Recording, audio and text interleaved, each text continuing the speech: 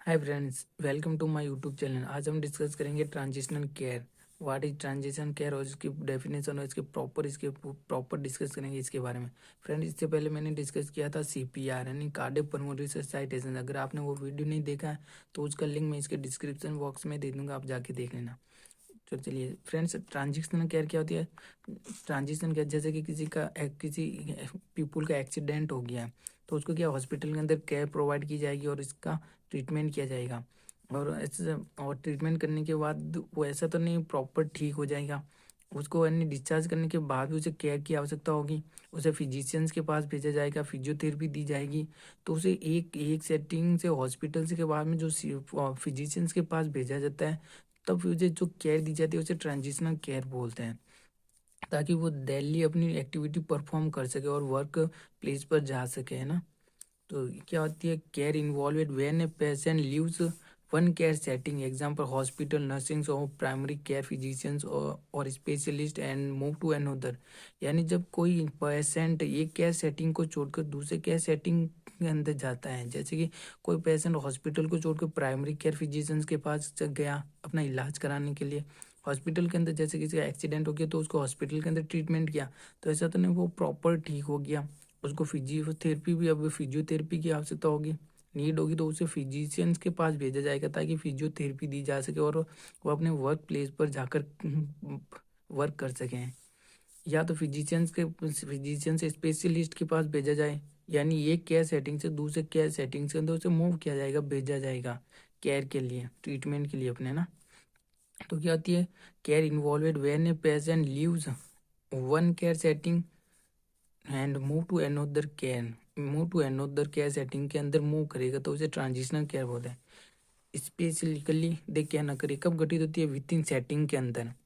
Setting यानी जैसे hospital के अंदर भी हो सकती है, जैसे primary care to specialist care, यानी प्राइमरी केयर से तो स्पेशलिस्ट केयर के अंदर भेजा जाता है उसे।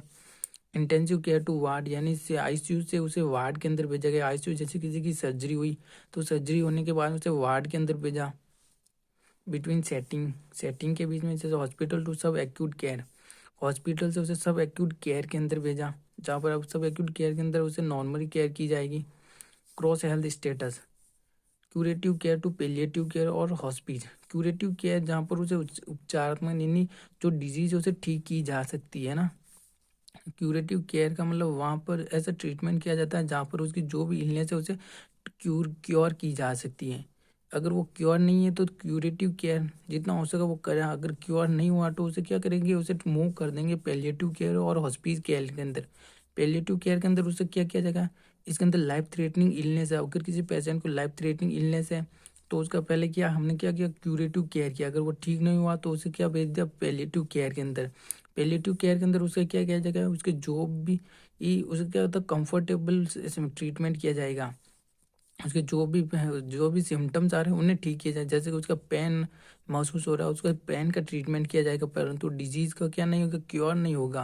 पर जैसे कि किसी पेशेंट को कैंसर है या हार्ट की प्रॉब्लम है ना, हार्ट थ्रेटनिंग इलनेस है, तो उसको क्या होगा, उसकी डिजीज प्रॉपर ठीक नहीं होगी, परंतु उसके जो भी सिम्टम्स आएंगे उन्हें रिड्यूस किए जाएंगे।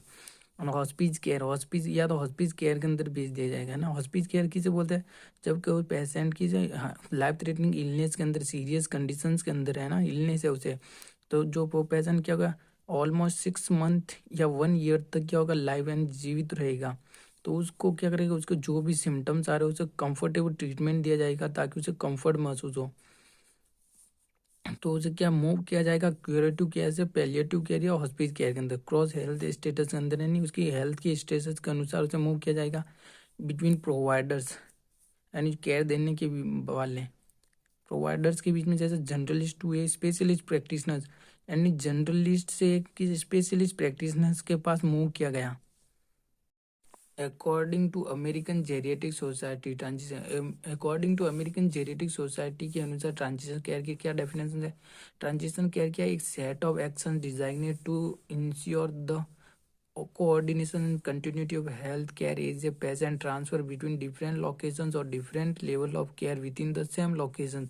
यानी ये सेट ऑफ एक्शंस का एक क्या ट्रीटमेंट का सेट होता है एक्शंस का, जो सुनिश्चित करता है कोऑर्डिनेशन और कंटिन्यूटी ऑफ हेल्थ केयर, यानी जो कोऑर्डिनेशन से है यानी तालमेल, और क्या होता है हेल्थ की कंटिन्यूटी बनी है, पेशेंट को ट्रांसफर किया जाता है different between different location, different level of care with in same location, यानी एक ही सेम लोकेशन है, यानी एक ही हॉस्पिटल के अंदर पेशेंट को क्या किया जाता है, ट्रांसफर किया जाता है अलग अलग लोकेशंस के अंदर।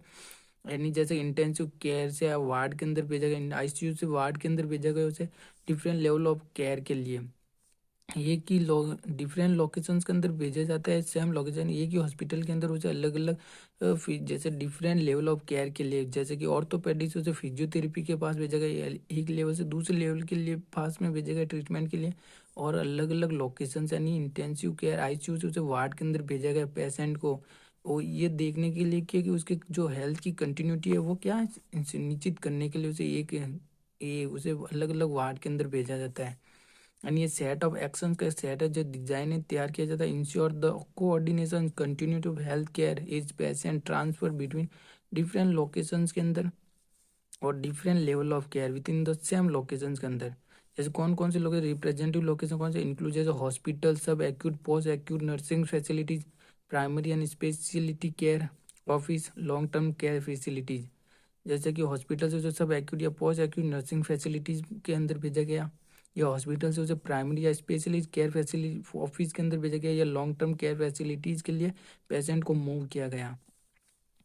It may be useful to things about two broad categories of transitions. ये यूजफुल होता है two broad categories of transitions के लिए। कौन कौन सी होती है वो टू ब्रॉड कैटेगरीज?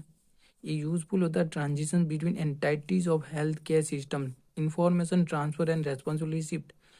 एक एंटाइटीज यानी संस्थाओं के बीच में जो ट्रांजिशन किया जाता है उसके लिए यूजफुल होता है ये ना ट्रांजिशन करना बिटवीन एंटाइटीज, यानी हॉस्पिटल के अंदर जो है ना ट्रांजिशंस किया जाता है उसके लिए ट्रांजिशन से उपयोगी होता है, उसके अंदर यूजफुल होता है हेल्थ केयर सिस्टम्स के अंदर इंफॉर्मेशन ट्रांसफर, इसके अंदर ट्रांजिशन के साथ साथ क्या इंफॉर्मेशन को ट्रांसफर किया जाता है, रेस्पॉन्सिबिलिटी को शिफ्ट कर देता है among member of one care team. एक ही मेंबर के बीच में ट्रांजिशन किया जाता है, यानी पेशेंट की क्या की जाती है, इंफॉर्मेशन दी जाती है, ट्रांसफर की जाती है, रेस्पॉन्सिबिलिटी एक नर्स अपनी रेस्पॉन्सिबिलिटी शिफ्ट कर देती है दूसरी नर्स के पास। नर्स एंड फिजिशियंस, या नर्स या फिजिशियंस, एक ऑर्थोपेडिक फिजिशियंस होता है वो दूसरे फिजिशियंस के पास अपनी रेस्पॉन्सिबिलिटी या इन्फॉर्मेशन शिफ्ट करता है पेशेंट की ट्रांजिशन केयर देने के लिए। बिटवीन पेशेंट केयर टीम या पेशेंट केयर टीम के बीच में ट्रांजिशन किया जाता है बिटवीन पेशेंट केयर गिवर या प्रोफेशनल केयर गिवर। पेशेंट का केयर गिवर होता है वो क्या करता है, अब पेशेंट को शिफ्ट करता है प्रोफेशनल केयर गिवर के अंदर, तब ट्रांजिशन किया जाता है ना बिटवीन हेल्थ केयर ऑर्गेनाइजेशंस के बीच में किया जाता है। Transition over time, information transfer and responsibility shift. Transition over time के साथ ट्रांजिशन किया जाता है, इंफॉर्मेशन को ट्रांसफर की जाती है, रेस्पॉन्सिबिलिटी शिफ्ट की जाती है between episodes of care and देखभाल के बीच में जो घटना होते हैं उनके बीच।